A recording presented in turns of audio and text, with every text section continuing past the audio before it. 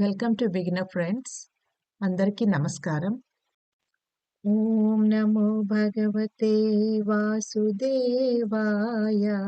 ఓం నమో భగవతే వాసుదేవాయ. భగవద్గీత పారాయణలో ఈరోజు 2వ అధ్యాయము సాంఖ్యయోగము 40వ శ్లోకం. నేహాభిక్రమనాశోస్తి ప్రత్యవాయో న విద్యతే స్వల్పమప్యస్య ధర్మస్య జాయతే మహతో భయాత్.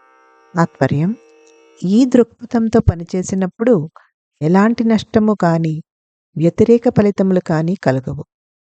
కొద్దిగా సాధన చేసినా అది మనలని పెద్ద ప్రమాదం నుండి కాపాడును. ఇంతకు ముందు శ్లోకంలో శ్రీకృష్ణుడు అర్జునుడికి అన్ని విషయాలను సమంగా చూడాలని ఉపదేశించాడు.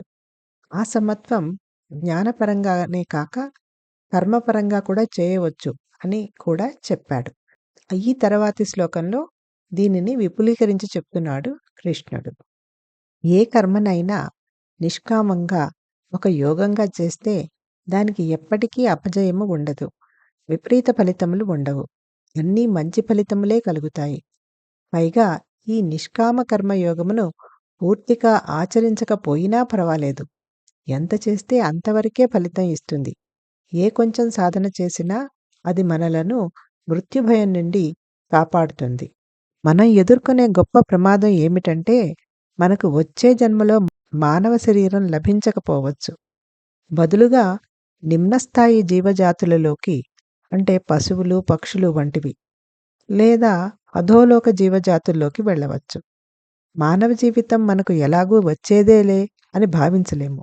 ఎందుకంటే తదుపరి జన్మ ఎలా ఉండాలో మన కర్మలను బట్టి మరియు మన జ్ఞానం యొక్క స్థాయిని బట్టి నిర్ణయింపబడుతుంది.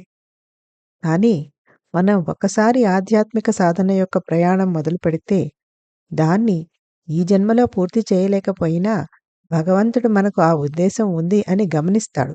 కాబట్టి ఆ ప్రయాణాన్ని ఎక్కడ ఆగిపోయిందో అక్కడ నుండే మొదలు పెట్టడానికి మానవ జన్మని తిరిగి ప్రసాదిస్తాడు. ఈ విధంగా మనకు ఒక పెద్ద ప్రమాదం తప్పుతుంది.